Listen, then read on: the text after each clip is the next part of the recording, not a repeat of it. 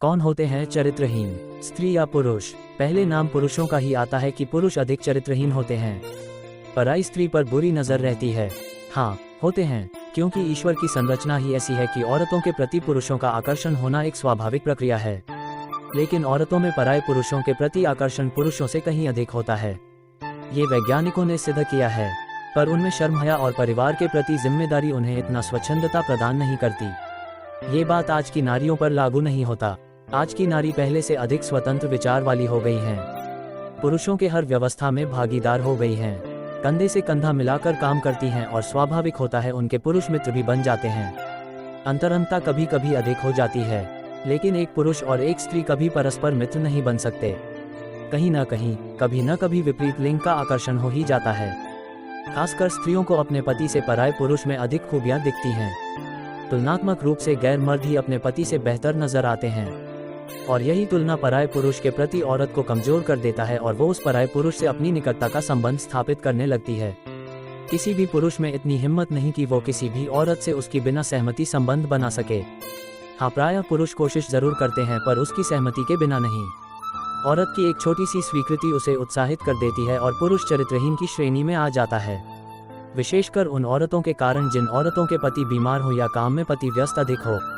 वैसे भी हर हाल में पति नामक प्राणी पत्नियों के लिए सबसे निकृष्ट जीव होता है। पति भले ही पत्नी को अपने घर में सब सुख सुविधा देता होगा, अपने घर की मलिकिन बना के रखता है, हर आवश्यकता का ख्याल रखता है, फिर भी उसका नंबर दूसरा ही होता है। वो एक आदर्श पति नहीं। ऐसा नहीं कि इतना होने के बावजूद पत्नी उस पति का साथ भी निभाती है। ये भी निर्विवाद सत्य है।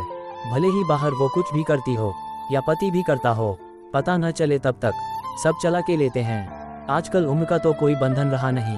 606570 की उम्र में भी खूब जोर शोर से चलता है।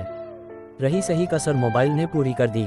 चरित्रहीन कहानी महात्मा बुद्ध से संबंधित। एक बार महात्मा बुद्ध किसी गांव में गए। वहां एक स्त्री ने उनसे पूछा कि आप तो किसी राजकुमार की तरह दिखते हैं, आपने युवावस्था में गेरुआ वस्त्र क्यों धारण किया है? बुद्ध ने उत्तर दिया कि मैंने 3 प्रश्नों के हल ढूंढने के लिए संन्यास लिया है। बुद्ध ने कहा, हमारा शरीर युवा और आकर्षक है, लेकिन यह वृद्ध होगा, फिर बीमार होगा और अंत में यह मृत्यु को प्राप्त हो जाएगा। मुझे वृद्धावस्था, बीमारी और मृत्यु के कारण का ज्ञान प्राप्त करना है। बुद्ध की बात सुनकर स्त्री बहुत प्रभावित हो गई और उसने उन्हें भोजन के लिए आमंत्रित किया। जैसे ही ये बात गांव के लोगों को मालूम हुई तो सभी ने बुद्ध से कहा कि वे उस स्त्री के यहाँ न जाए, क्योंकि वो स्त्री चरित्रहीन है।